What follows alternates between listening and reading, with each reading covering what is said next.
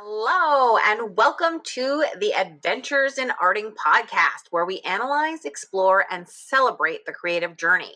My name is Julie Fei-Fan Balzer, and I am a working artist living outside of Boston. I've been hosting this podcast with my super special co-host and my mom, Eileen Chu Balzer, since 2012. Hi, Mom. Hello, Julie. So I want to let you know that in about 1 week, June 23rd through 25th, I'm going to be teaching Art Alchemy, exploring golden brand paints and mediums. There are a couple spots left, so if you want to treat yourself, come on down. You don't have to pack anything except your clothes, and even those should be some messy clothes because we're going to get all painty. But I'll be providing all of the art supplies, and of course, there'll be breakfast, lunch, snacks, and lots of good fun. My cozy home studio promises a personalized art learning experience like no other. With small class sizes, individualized attention, each student is guaranteed a great personal experience, meet new art friends, spend a long weekend being pampered, and expand your creative boundaries at one of my in-person art classes. So I hope to see you there. Today we are talking about Art in Bloom. If you missed part 1 last week, just to catch you up, Art in Bloom is an annual event they have here at the MFA, the Museum of Fine Arts in Boston. They also have it at many other museums across the country and the world. The MFA did invent it in 1976. And we talked a lot about what made the arrangements vis-a-vis the artwork for us last week. And today we are hopefully going to finish up talking about that as well. If you're watching on YouTube, you'll see the photos as we talk. If you're listening to the podcast, you can look at all of the photos on the show page if you wish, or we do describe everything and you can just listen along. Okay, so the first arrangement we're looking at is now we are looking at a Monet, and it is a beautiful, peaceful scene of a lake with some trees that sort of hang into the water's edge, the reflection of the trees in the water. It is in greens and soft pinks and purples, etc. The arrangement that's in front of it, I should mention it's in a gilded gold frame. The arrangement that's in front of it is in kind of a gold bowl with some chasing on it. The arrangement is sort of divided kind of in half a little bit, with sort of more wild structured greenery on the left side. The right side is sort of softer with more flowers and some deep purple flowers. A lot of green in this one. Mom, I can just tell you right away, this one works for me because it captures something about the composition, the peacefulness, that divide that happens in the piece. I don't think I loved this piece in the moment, but now looking at it, I see how it responds to the artwork and how I respond to it. I even like how the dark purple captures some of the shadowy quality that's in the original Monet. What are your thoughts? It does work for me. It captures the reflections in the water by all the duality of the flowers. And I agree that the greenery on the left captures sort of the trees alongside of it. I wonder if I would have preferred, instead of so much purple, something blue. I know blue is hard to find in nature, in flowers, because shadows in the water and the all on the right side are very blue. They're not purple. Oh, I think they're purple. Okay, so we disagree. What I do feel is I like the dividing and leaving room for the sky in between the two halves, right and left. I think it does work. I'm responding to the off-kilterness, the asymmetry, both of the painting and of the arrangement. So yes, this is a plus for me.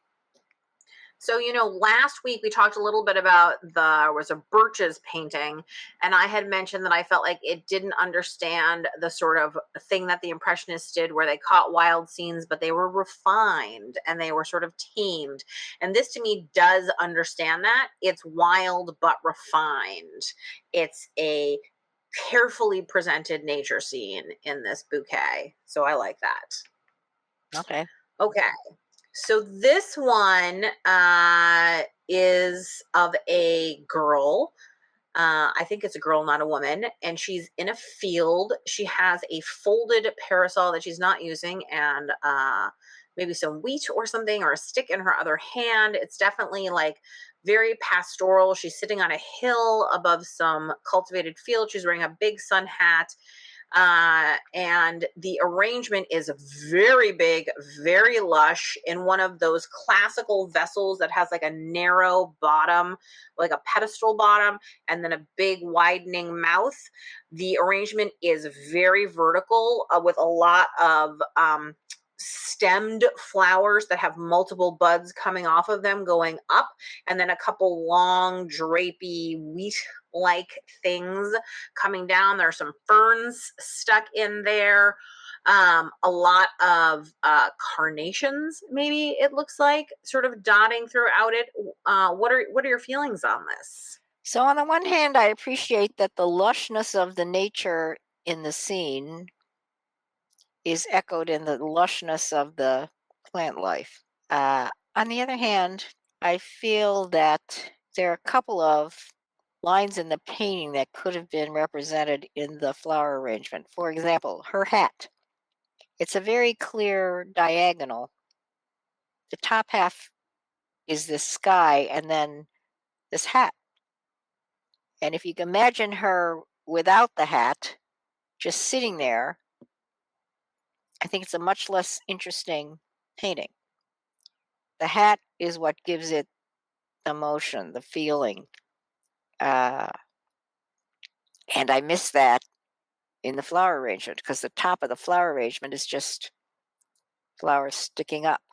I also kind of wonder about the whole pink vertical squiggly line that those flowers make on the left because I'm not seeing that motion in the painting. I think they missed an opportunity to make the ground as represented in the painting with more greenery in the bottom of the arrangement. So I'd say I understand that they were going for feeling, but it doesn't do it for me because I think they've missed a couple of the important directional arrows in the painting, which would make a difference and would make the flower arrangement more compelling. I think the flower arrangement captures something about the girl, which is to say, there's a kind of wildness about it. I think that the pinks for me are the same thing that's happening in the loot painting that we discussed last week, about trying to be about youth and color and, sort of budding sexuality and all that kind of stuff, except that I think what they miss, because like here she is clearly on a sunny day with her parasol closed, sitting in the dirt, like it's a wild young lady, so to speak. But what I think they miss is the cultivated fields. And it's like I want that contrast a little bit Mhm. between, something wild among something cultivated, which I very much get in the painting, and I'm not sure I totally get. So this one feels to me like the person who made it focused on the figure and forgot about the rest of the piece. Right, and the fields are going to grow and Mhm. blossom into whatever they're planted with, and she's going to grow and blossom into womanhood. And they could have incorporated some blossoming stuff Mhm. in the planting that would Right. have echoed that thought. She feels like an Austen heroine. She feels like Elizabeth Bennet tromping through the fields, not caring if her hem gets dirty, and it's like you want that contrast that I just don't find in the very fecund display of flowers. This Right. next piece is a Gauguin, not from his tropical series, but from when he was still painting in France. And but it's still in that Gauguin style in which figures are kind of rounded, and even the trees have a kind of, sorry to use fecund again, but fecundity. There's like a heavy roundness to everything. It's very much playing with some color fields a little bit, and then the arrangement that's next to it is in a bowl, like a glow gold bowl. It is very round and fecund itself, with some stiff sort of like tropicalish leaves curved back into the bowl so that they create rounded curves.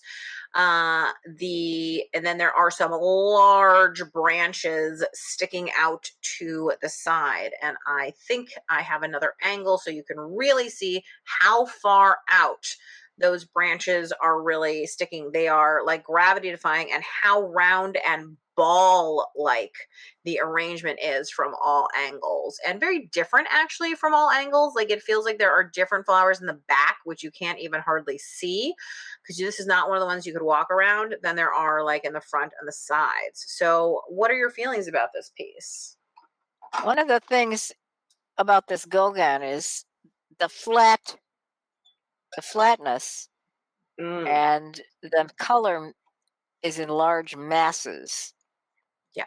and the people are less important. They're they're part of the landscape, but it's the masses of color that reach out to me, and I don't see that in the flower arrangement. The flower arrangement is too three-dimensional, the round ballness, and it somehow does not capture for me the feeling of pastoral nature. These are two peasant women. They're sitting, but they're not even that important because I mean they're one of them is half in and half out of the frame. And I think the tree is one of the major features, but in this flower arrangement, I think those branches are supposed to represent the tree, but they sort of stick out at this angle. They aren't in harmony with the weight of the arrangement. They're a little too airy when they stick out that far. And the branches point up, and the ones in the Mhm. flower arrangement are drooping down. So I think they missed the mark on this one. Yeah, I think like what I said before about the color fields, very much holds true, and you've said it too. Like there's a, it's almost there. It feels like this kind of massing, but I do feel that it was a misstep to put the branches coming so far out, because I feel that they're an important part of the composition of the painting, where the tree is like in the center. It is almost more than the people, the star Yeah, of definitely. painting, and yet in the arrangement it's secondary, and it loses a lot of its power as it comes out. So for me, Well, and again, like yeah, I'm missing that thing that makes me look at the painting and with a new vision, with new eyes, seeing something about it I hadn't realized. also, this is countryside. This is farmland. The roses are the wrong type of flower. The roses are cultivated in a Mhm. garden. They're not just sort of Mhm. out wildly on the hills that they're sitting on. Mhm. Um, I just think it's wasn't really thought through. Yeah, I appreciate the sort of fecundity. I do actually really like the rolled leaves. Like I think that those capture some of the waxy flatness, and I wish there had been a little bit more. And I do like in some places where I feel like they've tried to get that sense of like a massing of color or a massing of like one particular greenery. I just feel like I like this arrangement from certain angles more than I like it from other angles. I think that's So, right too. yeah. Okay, so next up, one of my favorite Cezannes. It's a beautiful piece. It's a woman, Madame Cezanne, sitting in a red armchair with wallpapered wall behind her. She's wearing a striped skirt and a kind of blue top with a bow. She has her hair in a bun. It is a lovely, intimate portrait. The vessel, I felt really bad because they obviously don't change the lights in the galleries for Art in Bloom, and this particular gallery did not have a lot of light in the middle of the gallery where this arrangement was placed. So it was like in the basically the dark, which obviously did not show it off really well, but it has some sort of like red spiky flowers, and then kind of down the center a variety of different purpley flowers, and then some green, maybe evergreen or something spiky coming down the bottom. And I actually, for me, this one works, even though it's a little bit like, oh, I see a color here, I see a color here, I see a color here. The things that I like about it are it's an intimate scale, much like I feel that the portrait is intimate. I feel like the feathery bits that come down do imitate the stripes and skirt in a way that I really, really respond to and like. I think that it's got some ideas of like a figure in it without being too copycatty. And the other thing that I really like is I feel like the flowers to me have the feeling of the portrait, which is to say these aren't like gorgeous hothouse blooms. They aren't like precious roses, like really, do you know what I mean? Formal flowers. They're kind of more spiky and soft and somewhat casual in some ways. So, what do you think? So, one of the things that this flower arrangement does is it emphasizes the forms and shapes and ignores the person. The chair is represented by the red flowers, and then her skirt is represented. Excuse me. This is a portrait of his wife. It's a domestic portrait. The wife's been left out of it. It's interesting that you feel that the wife has been left out of it because to me, I feel like I don't need to see her skin to feel her as being there. Well, I don't need to see her skin, but there's no thing representing, excuse me, her herself. I can see that you're saying that like it's a as you cough to death very, very, Yeah. very slowly. It's definitely about like it's I see that it's about capturing like again like the colors and all that stuff, but I guess I feel a figure in there, but we can have a difference It's of opinion about that.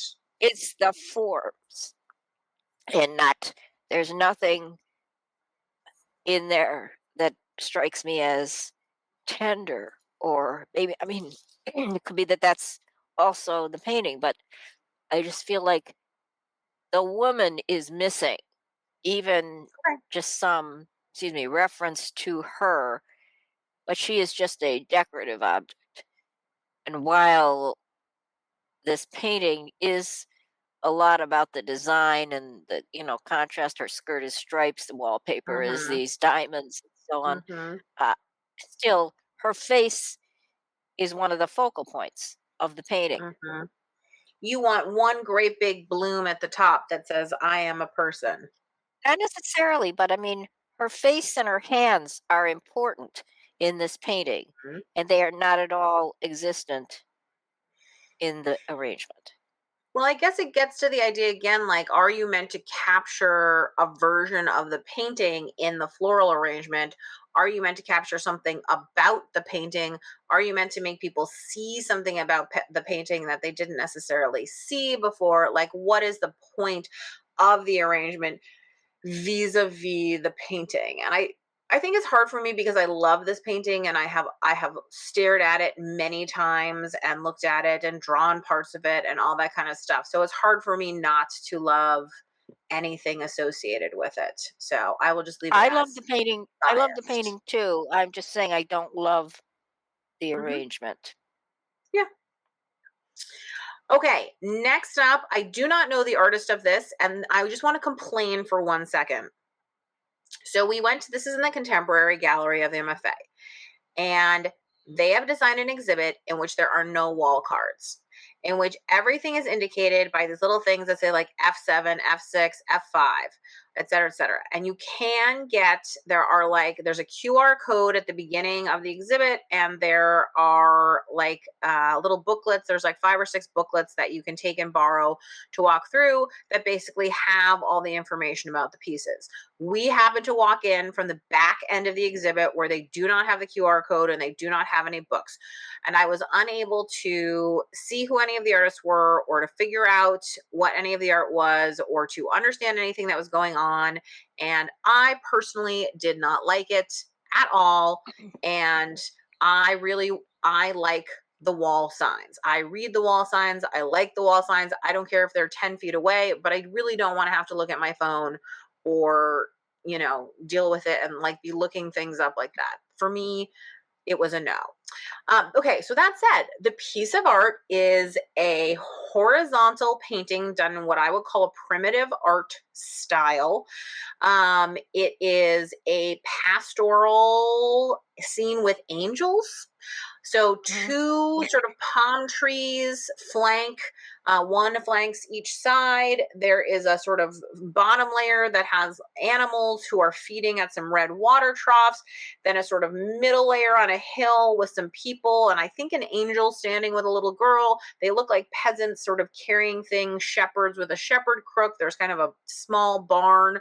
Then in the sky, which is blue with a yellow kind of folk art sun in the center, it is flanked by angels, some of whom are like the traditional white angels with like long gold horns, and then some sort of black.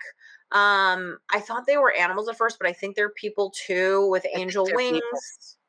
Yeah, I think they're people, yeah. And the flower arrangement is a wood in a box. And I should say that the frame for the painting is wood.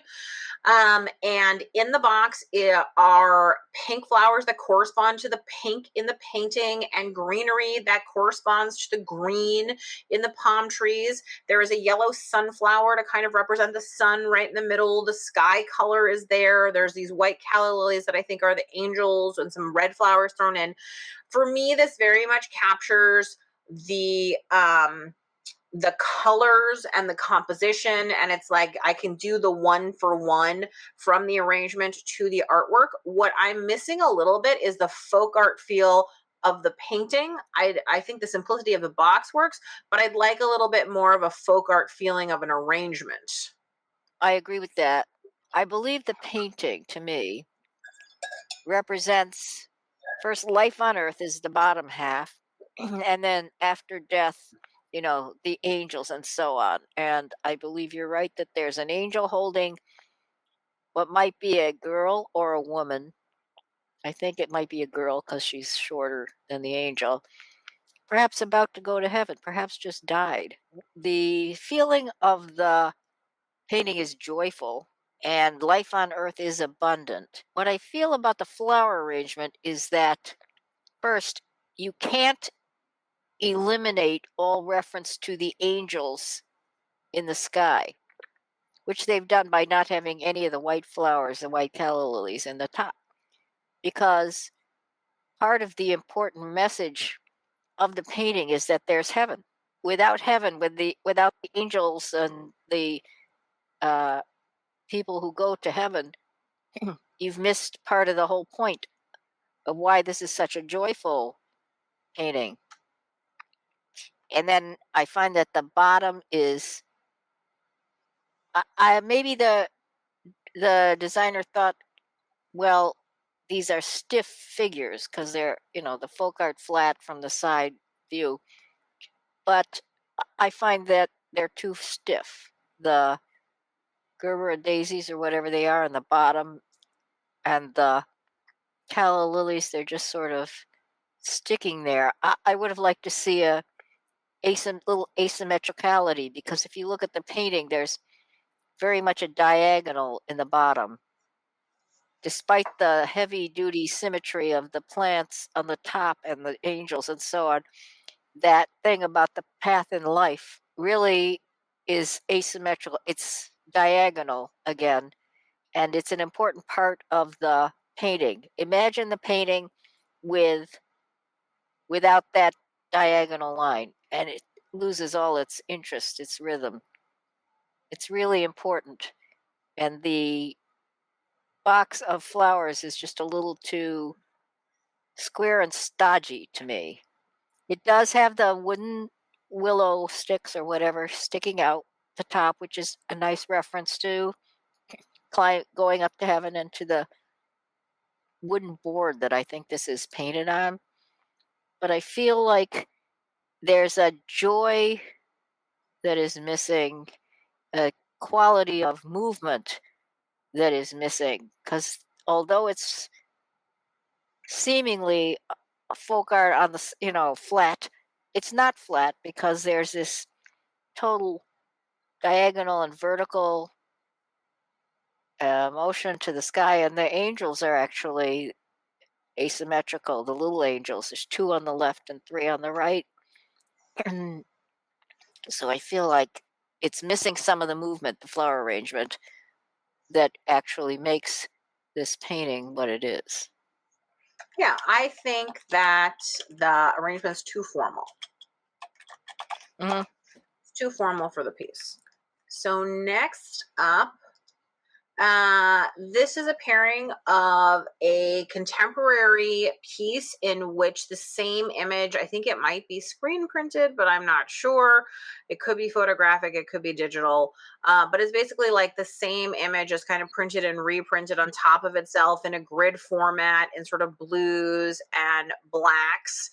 And then the arrangement is a kind of plain black box that then in it has these kinds of blues and purples with some whites. It's very asymmetrical. It has a curve on one side, straight lines on the other. My feeling at the time and my feeling now have not changed. This one works for me completely. If you asked me to make this painting in flowers, I never could have, but this person did it. I can see these flowers next to this artwork in the same person's home.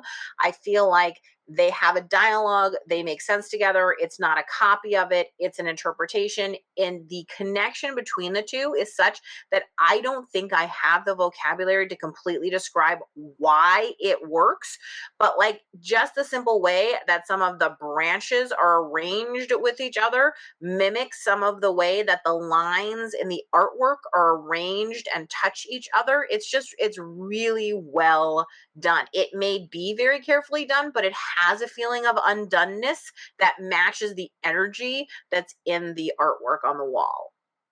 I think that word energy is important. I believe you're right that there's a scribbly quality both to the art and to the arrangement of the flowers. There's a uh, spontaneity. There's a feeling of uh, I just sort of let my hand go, and this is what happened. I like them both very much, and I would put this flower arrangement in my home. High praise indeed. Indeed. So this piece, the artwork is a round circle of pink, very pink, like Pepto Bismol pink dimension, and lots of sort of fun embellishments. The arrangement is also a ball of various pinks, very dimensional, lots and lots of different pink flowers. The vase that it's in has a lot of gold. I think I have a close up of the artwork so you can see that it is pink and gold, even though at first impression it seems just pink. And again, very dimensional, lots of texture, kind of a sense of fun, of whimsy. It's almost like a dollhouse or kids' toys or something. It's very plasticky feeling, although I think it might be sort of some sort of ceramic or molding, something or other. And it's fairly large in scale. Both of them, they felt that they were well scaled together to me. I think that while I would have neither the art nor the flower arrangement in my home, that they speak to each other and they work together. I wish that there were slightly more silliness in the flower arrangement. I do find that there's some silliness in the vase, which I think was well chosen with its gold. adornments. I wish there was also a little more texture on the vase because it feels very flat otherwise. But generally speaking, like it's a pink ball on a pink ball. Yeah, I miss texture because Mm. all the flowers are the same size Mm. and the same roundness. Whereas when you look closely at the artwork, there's a little car, there's a road, there's an underground, what looks almost like a cave house. There's furniture, and I, Mhm. I feel the lack of different texture in the flower arrangement. And also, frankly, this color of pink annoys me. So I'm not inclined to love it. I do feel that had they chosen some different sizes and shapes of flowers, they might have made their point more. And I Mm. also feel like the strong line of that road at the center of the round Mhm. uh, artwork is missing. This is just a perfectly round flower arrangement. It doesn't have that motion that is provided by Mhm. the road, and it doesn't I do have the agree. levels of house, Mhm. or Yeah. whatever. I think that some smaller flowers, some smaller scale little sprays of things going through would have really helped divide it up a little bit. Pink ball meets pink ball. But again, it's that thing like, do you learn anything new about the arrangement? I mean, about the artwork from the arrangement, and not really. Not really. So this one was one of the ones that confused us because we weren't sure which artwork I was referring to. And I have decided on my own after looking through the photos that the arrows do not point to the artwork that it refers to ever. And that I think that it looks most like this sort of figural piece in the back. And so I've just decided to associate it with that, regardless of whether it's true. Because the pieces didn't have titles, it was impossible to tell which piece Mhm. this was supposed to represent. So I just decided it represented that one. So I'm not sure we can really talk about this one because I don't know if I got it right. But I'll just describe it for a moment and then because I think it's an unusual arrangement. It has a large white frame extending from the center of the arrangement. It's also in a large white box. Then it is a very upright arrangement with a lot of greenery down at the bottom, and then it shoots up into some blues. It has a lot of pops of red and yellow throughout. It has some draping down as well. It's an incredibly impressive arrangement. It feels very contemporary. It feels like the kind of arrangement you would see in a large space, meaning like a hotel, a fancy hotel, in the middle of a huge table at a restaurant, like something like that.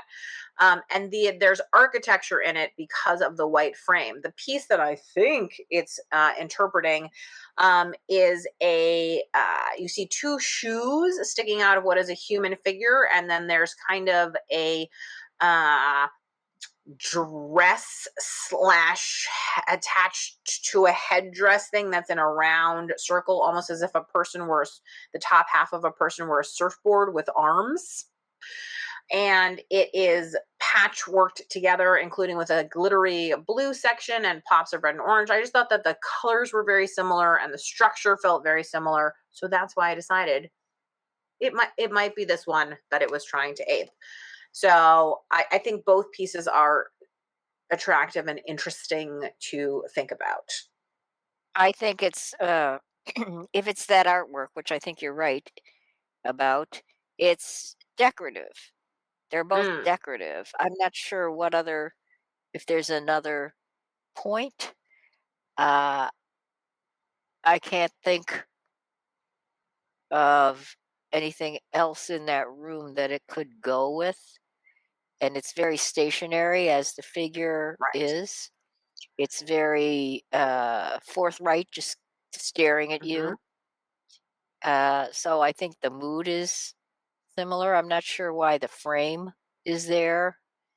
Oh, I except like the maybe frame because I they think it agree. refers to the way that surfboard shape is so architectural and so Okay. clearly, like, upright and flat.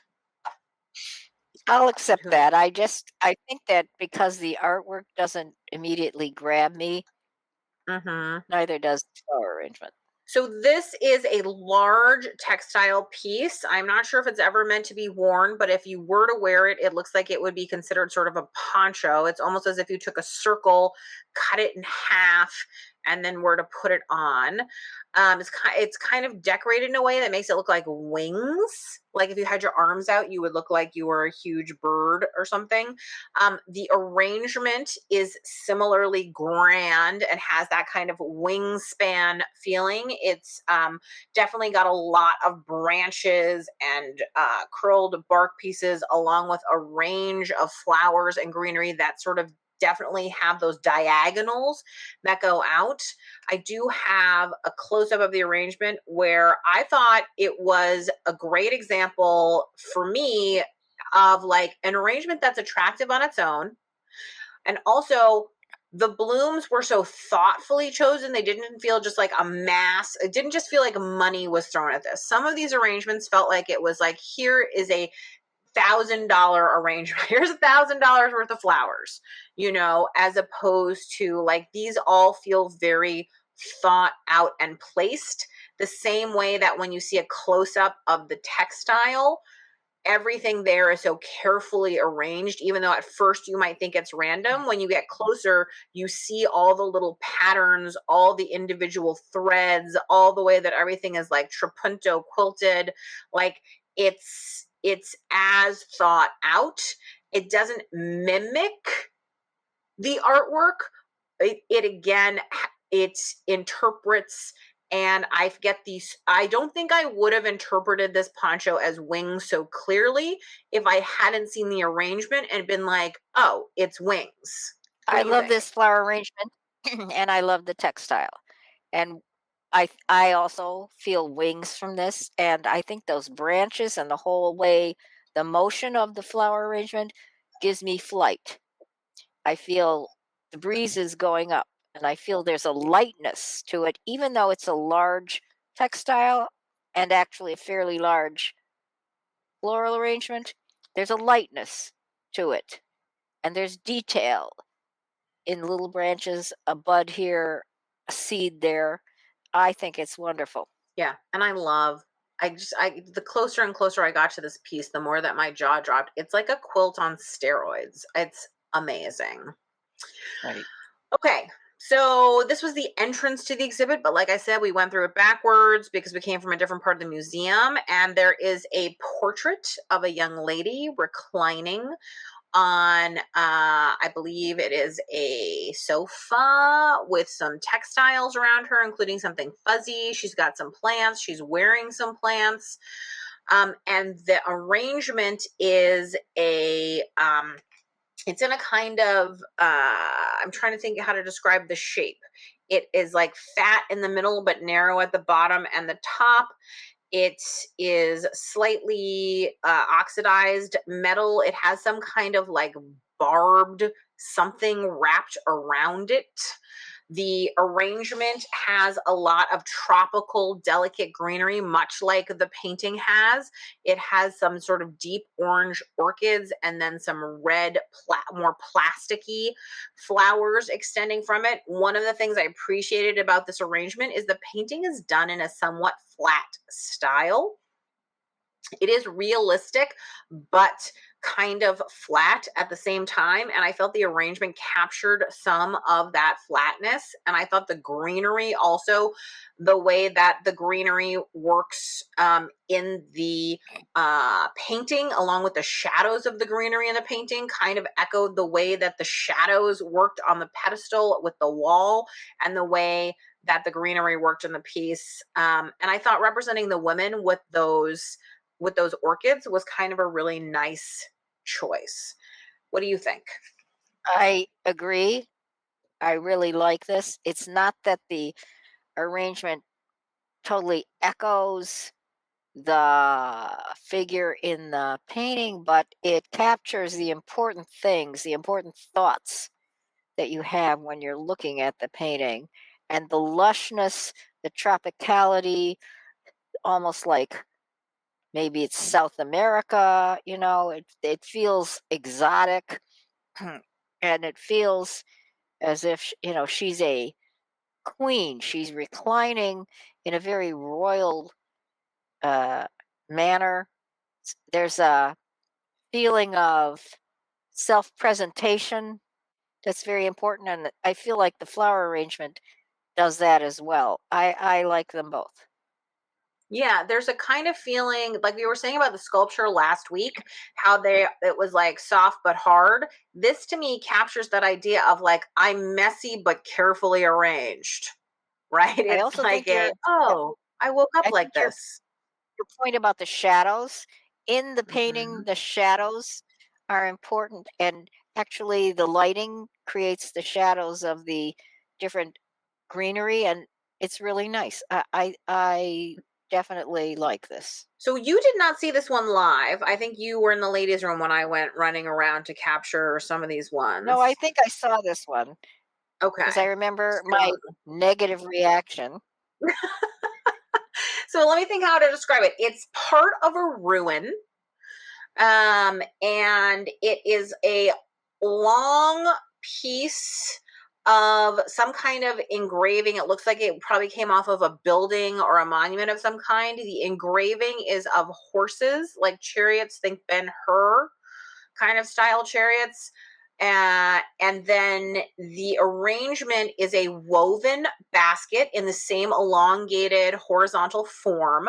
Then there are calla lilies, which I believe are in season, that are splayed out to the side to again get at the horizontality of anything. And then there's a straight vertical coming up with a very tall plant that I think is meant to represent there's a crack in the middle of this piece of architecture of this ruin. And I think it's meant to represent the crack. And then there's some kind of maybe like a fan shape in the middle of this as well, along with some purple, are they irises crawling up the center of it. Now, you obviously had a very negative reaction to it. Would you like to discuss your negative reaction?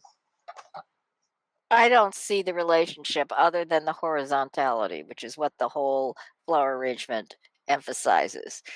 I don't think it captured the the essence of the art. It just captured that there's this piece of stone that is horizontal. I just it doesn't work for me at all, and I find the flower arrangement, excuse me, ugly. And I don't like the woven basket as a container because the stone is heavy. It's Mm, monumental. I'm sure it weighs a lot. And the wicker basket is light and mm. inconsequential, unsubstantial. It's the same color as the stone, which is probably why they chose it, but it doesn't work for me. Uh, I, and I don't know yeah, what those little purple flowers are doing. So I I think think those are the they were kind of horses. nonplussed by this. I think the flower designers didn't quite know how to react to it. And so they just said, well, let's make a long horizontal thing. And I guess they figure the crack is a feature, but so I they will made say this the big arrangement made me vertical more thing. aware of the crack. Like it, I was like, oh, there's a crack. There's a crack. Like I was more aware of the crack because of it. I also feel that this is another one that suffers from a storytelling problem. Again, when Yeah. we look back at religious art and ancient art, it's always about storytelling. It's always about trying to inform you of something. And if this to me feels more like a story about a crack than it does of the story of like either where this came from or what is happening in it or provenance or anything like that. Like, I feel like I want these flower arrangements to engage me in a way that gives me a sense of connecting myself to the work. I think the way that last week we talked about like that piece that was in the metal U connected me to that piece in a different way. I want that experience and I'm not getting it here. This is another one that did not work for me, and I'm just going to say that off the top. So, this is a piece that is a lot of pink and white flowers, very round, very top heavy, with some little bits draping down.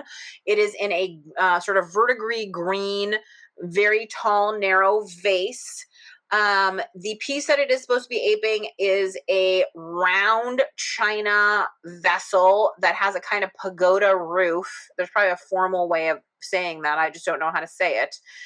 It's the kind of roof that comes to a little point and then sort of curls up almost like an upside down flower that was placed on top of a house. And I don't see shape, story, country of origin. I don't know how these two pieces relate. And I had to read all the signage to even understand that this is related to that. How do you feel about it? Well, let's start with why is it all this pink and white stuff? Because the item that it's next to is all one color, and it's certainly not pink. It's an ancient piece of pottery, and I don't think pink was prominent then. And then at the top, the flower arrangement is wide, whereas one of the features of the pot is that it's pointy. The top is pointy and has these delicate little points coming out of it. I just feel like it doesn't at all capture anything that's true about the art, and it also, I think this is ugly. And the flowers that they've used, I don't know, maybe they thought chrysanthemums are sort of Chinese because I think this artwork is maybe Korean or Chinese. Actually, if you look at the shape of the white flowers that are sticking up at the top, I think maybe they're called Star of Bethlehem. Individually, they are the shape of the top of the pot. Something could have been done with that. So I just I feel it feel misses the mark. like a wider base, like a vase that was just more substantially related to the volume of flowers, and then a Yeah, too many thinning of flowers just for the sure. amount of flowers would have, like, I think there I agree with you that the points are there in those Star of Bethlehems or whatever they are, that they definitely are trying to capture the points, but it's like they're somehow missing the thinness, the delicacy of the roof and the rest of Well, it. and also the roof, most of the points that come out of it are coming out toward you. They're not Mm, going vertical. If they had put mm, these and they were sort of coming out toward you, it would have been slightly mhm. better. And the weight of the art object is in the center, in the belly. And Right. this has no belly. I just don't think it works. So this is two ducks with their butts attached to each other. I don't know how to describe it. There's a drum in the center. They are standing on top of frogs, badgers, No, I some kind don't of think so. four-legged animal of some kind. Is this an Inuit piece? I am not sure. I don't have the tag from it. And then the arrangement is two small vessels, square vessels, and they have birds of paradise sticking up at various heights, along with some other flowers. There is a large purple flower in the center. There are some leaves that are very clearly striped. This one for me works absolutely. It is not trying to copy the piece in any way, but it accurately captures the feeling. Talking about colors, like you were talking about, like the pink and that bothering you, like this doesn't have any orange or yellow or purple, but it doesn't bother me that these colors are different because it captures the emotion, the feeling, the sort of rigid uprightness of it. I really dig this. How about you? The birds of paradise are an obvious choice. They work well to go with the geese or whatever. Um, I'm not sure that blue thing in the center there captures the drum. The I drum. think it's a drum Mhm. in the sculpture. And using two pots was an obvious reference to it's really like two halves of a whole. I don't think those. protea at the bottom, yellow and orange, represent the two kneeling animals. So I'd say it's half successful. The top half is successful. The bottom half is kind of unrelated. I don't get it. The other thing is, uh, these a lot of these are tropical flowers. This is, Hmm. I don't think, from a culture that is not tropical. So I'm not sure. So That it's sometimes interesting that because bothers me. Yeah. I feel like for me, what this does is it captures this as something that's fun. It captures this as something that's like, you know, quirky and sculpted and slightly spare. And like in that sense, I feel like it does, it captures the energy for me. Well, we've had this discussion in previous art in bloom sessions Hmm. that I am sometimes bothered if I feel like the flowers that are used or the plant materials that are used are Hmm. so opposite the world represented in the painting or Hmm. the sculpture or Yeah, whatever that it gets in my way. Whereas, and so I feel that way about this. I can see that. And I think like this just gets also to, so when I ran a theater company, I used to talk about all the time, I used to talk about bathrooms because the very first thing that anybody will say to you when they go to see a show is the bathroom was dirty. And you're like, okay, but how was the show? The bathroom was dirty. So it's like those are the things that people notice. In fact, I was talking to my hairdresser recently, and she said she went to this great balayage class, and I was like, oh, what made the class so great? And she was like, oh, the first day they had us order lunch, and like we got lunch right on time, and it was like they provided, stuff, and I was like, oh, well, how was the balayage class? You know what I mean? And I was just reminded of that because I was reminded that everybody has those just things in their life that like you don't notice them if they're right, but you do notice them if they're wrong. Right. And so for you, I have no knowledge of flowers. I am a moron when it comes to flowers. So I wouldn't know what's in season or what's appropriate or what's for what climate. Right. So it doesn't bother me because I don't think about it. It's like I just don't see the bathroom as being dirty. But like for you who has a knowledge of it, it bothers you. And I get that. And I think that that's the same thing that happens when you go and see anything that you have knowledge about. It's that old question about, what do people get wrong in movies that no one else notices but drives you crazy? I heard somebody say in an answer to that question that gold bars are really heavy and there's no way, you could carry a duffel bag full of gold bars. A chest of gold bars would require like a forklift, not two guys to carry it.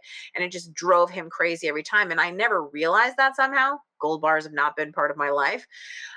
And so I was like, I never saw it. But now every time I look at somebody carrying gold bars, I'm going to think about that. So I think that's important when we talk about art in terms of our likes and our dislikes. You have to know where your prejudices are, where you're coming from, the things that are important to you. Realize that they are unique to you. You can't get rid of them. You need to embrace them. You need to go towards them, but you also need to be aware that not everybody thinks the same way that you do. This is like a Right. huge part, I think, of what I teach all the time, which is I teach people like be the youest you. Just realize that not everybody is you, and that's a superpower, but also something you have to be aware of. Okay. So the other thing is that lots of Mhm. times paintings are filled with symbols. I mean, let's think of just still lifes, 17th century Dutch still lifes. They're The items in there are not just randomly chosen. They didn't sort of, oh, I've got this fish lying around and I've got this pomegranate, and that they chose each item for a reason. It meant something. Uh, so when I look at this one and I know that this is primarily tropical flowers, I'm a little put off by the fact that this is definitely not a tropical culture. I do love the artwork. Having said that, I'm not in love with the flowers. Okay. So there are 20 more slides and 10 more Oh minutes. God, This is we're gonna called whip it along. rapid fire judgment. Okay, So here we go. Okay, this is a pot that is low and has some designs on it, and it is with a basket of flowers that is low. It's a similar shape to the pot. There are pink flowers and then some darker sort of protea. I can't remember. There you go. If I put a closer photo so you can see the detail. I think for me, the shape works. The basket is doing a lot of the hard work. I am missing a little bit of the protrusion that comes out of the original pot. Yes, and is this an American Indian, a Native American pot or something? I don't know. Anyway, I feel like the roses are wrong. Mm. I would have appreciated something else. We'll keep moving. So this is a sort of, is this a Buddha? It's stone, it's large. There's a central Buddha with two smaller side figures. The arrangement is also large in a large stone pot. It's a very rounded arrangement with some three large flowers that are sort of yellow pointing downwards with greenery on the top, along with some sticks coming out of it. This doesn't work for me at all. The stone sculpture is very formal, very rounded, very sort of like clean and neat. And this is a much more sort of pastoral, abundant, soft flower arrangement. Your quick take? I like it. I'm Mm, guessing that those 3 flowers on the top, maybe they're called fritillaria. What I'd say is, I think there's a funny joke in here, which is Buddha usually has, like, a finger pointing down often, and that one drapey long thing in the front might be a reference mhm. to that. And he's talking about reaching nirvana, the state of not wanting anything, and there's a kind of those 3 fritillaria at the top. This is a kind of cerebral thing, and he's a kind of cerebral god, and, I kinda like this. Great. So there's a close up. You can see the two of them together. You can see his hand pointing down and the part that drips down as well. This one I liked a lot. It's a very large and very faded piece of what I believe is a family. There's a child in it and kind of an emperor figure in the center. One of the things I appreciated was I thought there were some fun details in the piece. Like I felt that the vessel was decorated in a similar way to the central figure, and then sort of his belly was even represented by some of the flowers. What do you think? Again, the roses are probably not climate appropriate, but what do you think? Doesn't work for me. Doesn't work for me. Mhm. Um, it feels too non-Asian in Mm. feeling. I don't understand it. And there's such a whole lot of figures in this painting or fresco or whatever it is, and I just feel like I don't have the sense of different individuals from the flowers, No, I got and the sense I of don't the know. sort of pink flowers as people, and they're just kind of layered on top of each other in a circular form, And as in what the are the pink. ferns doing in this? I don't know. They just felt to me like they were holding it together. I actually might like the piece more without the ferns, I have to say, if it were just a little more simple, Yeah. because in some ways it feels like a more simple scene. This is a statue of a mostly naked man with a pelt of some kind, maybe sheep, maybe wolf, who Yeah. knows, over I his was thinking shoulder. He's sheep. got a big beard. The flowers are in a metal cup with that is definitely tarnished with age, and then they are mostly orange with a sort of green arrangement coming out to the side. There are some little white flowers that protrude out. You did question if those white flowers were supposed to be a man's anatomy when we were there. And, I don't, this one is kind of like, I don't know. It's not great. It's not terrible. It just sort of is. I like it. It's Okay. solid like that man. It's uh he's elegant. This is elegant. Hmm. The echo of I think it must be is it a robe or something hanging down from the pelt on the right side. That's in those leaves that are coming down. Yeah, Um, I just the he and it, they are a matching pair. I like him. great. This one I really liked. This is a mosaic, and I thought that it's a mosaic of two figures, and mosaic is obviously tiny little square stones. The arrangement is done in very pale colors, just like the mosaic is kind of faded out and sandy. It's kind of like pale purple, pale green, pale yellow, pale, pale, pale. It's in a long container, but the thing that I like so much is this is one of the few pieces that used flowers that almost exclusively were made up of tiny little bits. And I felt like that mimicked the feeling of the mosaic really, really well. Just all these flowers that were tiny little bits, tiny little bits. 100%. I thought this was very successful and I liked it. So this is a large, like a relief of a man in profile, and he has, I think, some pomegranates on his head or something that he's holding up with his hands. For scale, I put a person in this photo. The arrangement is in a terracotta pot. It is also has some verticality. It is mostly green with some orange, purple, and white flowers in the center. They've looped some of the greenery to create a kind of more smooth, almost bow-like texture in the middle. Um, I did not like this initially, but it has grown on me more, and I like it more in the photos than I did originally. I feel like, again, this is something without color, the original artwork, the kind of relief, and then this is installing some color on top of it and thinking a little bit, there's some eucalyptus hanging down. I feel like I get these two as a conversation. I'm not sure that I understand the artwork any better from it, but I see the relationship between the flowers and the artwork. How about you? The man in in stone is pointing toward the right, and so is the flower arrangement.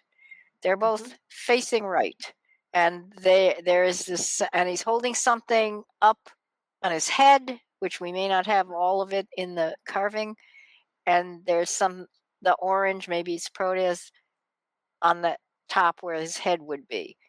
And I think there is the sense that they are both focused to the right. So I think it works. This is a large verdigris bowl, very large, like think bigger as a table large, which has people wrestling on the edges. And it is a, pardon me, incredibly ugly arrangement. Also in a verdigris bowl, but very different style of verdigris bowl. It is kind of these dyed blue roses that go from a kind of TV blue to a powder blue to a white. There are some orange protea stuck in the sides and some orchids coming off the top. This piece I initially hated. And then I looked at the back of it, and the back of it was so much better than the front. It was like two totally different arrangements, and I couldn't understand. So the back of it, the colors are more natural. The vase goes with it. They're sort of more ball shaped. There's more greenery. It fits with the verdigris. What do you think of this arrangement and this bowl? I think the bowl is wonderful. And one of the main features is its concavity. It is a bowl, whereas the flower arrangement is convex. It goes its outer is a ball. It's not in like the bowl is, so that bothers me. I do think that the orchids represent a kind of elegance, which is also found in the bowl. I hate dyed flowers, so I'm not responsive to the blue. Yeah, I think that the orchids do a good job trying to represent the wrestlers. I just don't understand the rest of what's happening or the field of blue, and that's supposed to be the concavity. I don't know. I can't figure that one out. This is a head, like off a Roman statue style of head. It is white marble, I believe, and I believe it's of a woman. It is next to a like a very traditional white vase that you would see like on somebody's front porch that has kind of like a fluted base and then a cup top. And then in it is a very formal arrangement with white up high and then purple, pink, red kind of field of flowers. And this is one of those ones where I was like, it doesn't look like a head. It's not trying to be a head. It's not doing anything. It's kind of maybe getting at the textures of this. But in general, I feel like it captures the formality of the head, if not the broken quality of it. There's also an elegance to it, and there's an elegance to the woman's head. You know, there's a feeling of gracefulness, and I think it captures something of the essence of the person whose head is being portrayed, even though it Mhm. doesn't resemble it in any way. I accept I it. agree. And then this we're going to have to run through these last few. So there is a Greek vase. It is black with orange work. You've probably seen something very similar in lots of museums. It's a scene of two brothers playing a game. The piece next to it is in a stone vessel. It is what I would call exuberant, has kind of a messy quality where it's pouring out from it. It has lots of drapey things. It is in oranges and purples and whites and greens, and definitely feels kind of wild. I like the arrangement very much. I would need to think about how it relates to the vase a little more, and I don't know the story behind this again, so I'm not sure that I'm catching everything. But it was a very pretty arrangement. I don't know. The vase seems more contained somehow than the arrangement. I love this. I love the arrangement, and there's a playfulness about it. And if you're playing a game, you're Mhm, probably being playful, and you may be in a place with lots of gaming and lots of drinking and happiness and women and men, and I think this captures that sense of fun and joy, and it also has the same elegance. It's a very mhm, elegant, it's a very balanced and artful flower arrangement, mhm. like the vase. This was one of my least favorite only because these were placed so far from each other that you couldn't see them both at the same time. And that just bothered me because then it was hard to understand the relationship between the two. That said, I do think some of the spikiness of the greenery and the flowers in here matches the spikiness of the artwork. So I would say, in general, I like these two arrangements. Or this arrangement with this piece. I just wish that I'd been able to see them together. And for those who are listening on the podcast, because I didn't do a good job describing it, it's almost like a surfboard shape mounted on the wall with these kind of amphibious creatures that could be mermen, but maybe they're just people, but they're spiky. The arrangement is in a ceramic vase that also has a kind of spiky fish on it. And then the arrangement has birds of paradise, it has ferns, it has protea, it has lots of spiky sticks. It's also very vertical and spiky as well.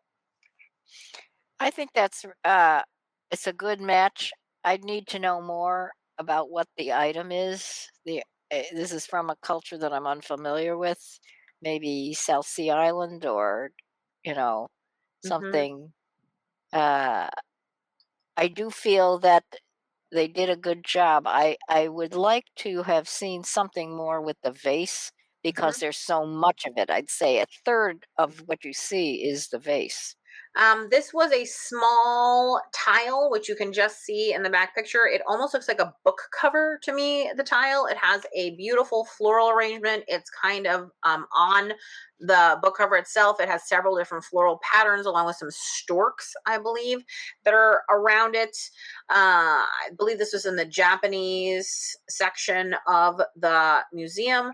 The flower arrangement is in a similarly colored vase. It has sort of spiky grasses coming out at the bottom. There's a layer of pink, then the layer of sort of lighter pink, and then a layer of white flowers, and a lot of these sticks, these willow sticks, which are obviously also very popular and in season, sticking out of the top. I think that like it does capture some of the actual like flowers. Like I think those are peonies on Yes. this style, and I think those are peonies in the arrangement. Even I can see that. Um, but I'm not sure it captures, I don't know, maybe it does. The kind of stork neck thing is happening, I guess, in the willow and some of the way that the stems are coming out. I would need to think about this one a little bit more to see, to really, I don't know. What do you think? Yeah, I would like to have seen a a design of Mm, the flower arrangement that was, again, more in keeping with the Asian background of the art item. I do think that use of the peonies was a good reference, mhm, and I just feel like I've seen too many of these flower arrangements now in this one visit where they have all these grasses or ferns sticking out. It's a way of making the pulling the arrangement together, but it's starting to mhm. get repetitive to me. Yeah, I also feel that like the arrangement feels very wild, but the artwork does not, and No, the artwork is that is very an restrained. that is Lots an of frames within it. Yeah. energy problem for me. Right. And then this was an arrangement that is a sort of traditional Chinese base with had a weird flower arrangement underneath it that you could just barely see. Then a flower arrangement on top that is many layers of red, yellow, pink, and then these long, tall, is that gladiola?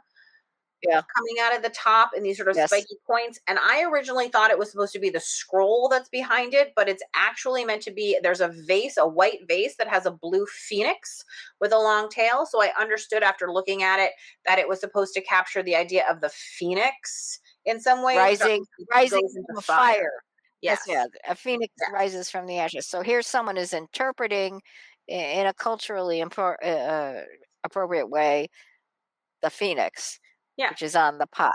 I don't love this flower arrangement. I think it's kind of clunky, you know.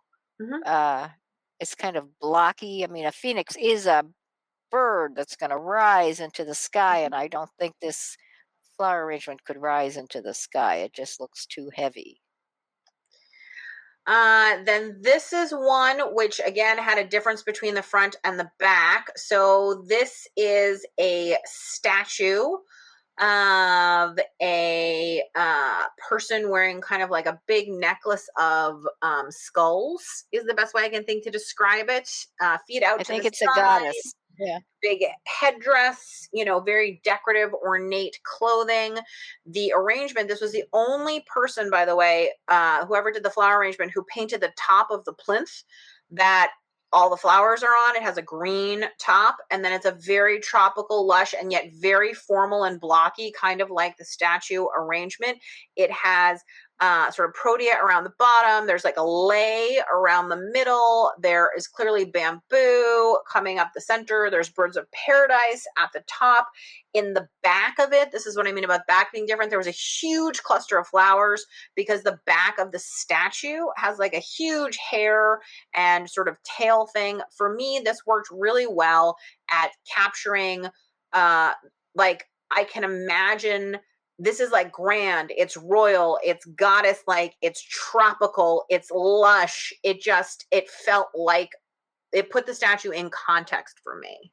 I agree. I like it, and I appreciate that they took the time and effort to consider the color of the plinth that it's on because that enhances it a lot.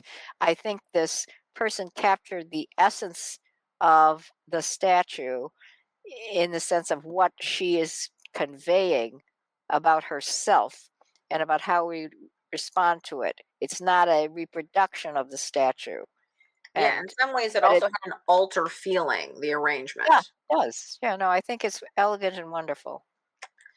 And this is our last one, which is there is a large tile that's shaped kind of like a domed half circle. It has a lot of patterns in it that have sort of a feather quality to them. The arrangement that's near it is kind of a ball in similar colors with a tropical leaf around the back, and then a lot of white, purple, and pink. I don't love the carnations, I have to say. I don't think they quite capture it. There's obviously a slick feeling in the tile, and I think that's what they were trying to do with some of the like waxy white flowers that they've chosen to do, kind of like a slick tile. But where the mosaic did such a good job, that person, of interpreting those little tiles, I don't think this person did as good a job interpreting tile in the work. Is this a Muslim from the Muslim art section? I'll I tell you what my It is. I would like, they had the option of cutting the fern or the leaves to have that kind of point at the top. Yet they didn't. They made it round. And the whole, part of the whole point of this tile is that it's domed up at the top and then pointy.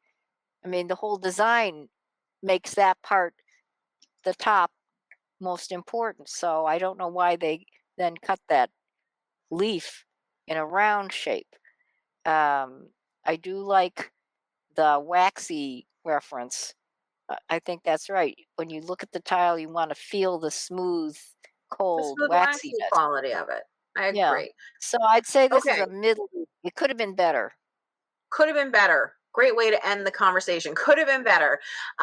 So we obviously rushed through that. Mom and I could have talked about that forever. I just want to say, before this became a three-parter, that I think the importance of doing this kind of thing, of talking about art, of talking about how some artworks relate to other artworks, is because it forces you to really think about the context of art, about why you're making the choices that you make. And that helps you not only become a better art appreciator, but it also helps you become a better artist, because you start to learn that the choices you're making are choices, that people are going to look at your work and interpret from it all kinds of things. And so how can you make better choices? It's also really helpful with that thing that everybody tries to do, which is really what bootcamp level 2 is all about, which is how to steal like an artist. How do you borrow things from other people? How do you steal the essence and the energy? It's not about copying. It's not about, that kind of stuff. That stuff doesn't work as well. It's about how do you capture something about the piece that's essential, have a dialogue with it that's interesting. How do you modernize something that's ancient? These are all like big ideas that I think we could talk about for a long time, and maybe we will, maybe on the next podcast, because I think it's important to extrapolate what you can.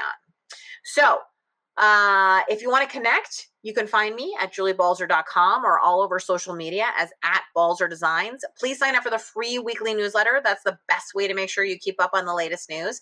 There's a big button on the homepage of juliebalzer.com where you can do that, or you can go to the show page for this podcast to find the link. If you'd like to help the show, you can leave a review. You can mention us on social media. You can tell a friend. You can leave a comment. You can do all of those things because they help other people find the show. So thank you so much for listening and for subscribing. And we'll see you the next time on the Adventures in Arting podcast.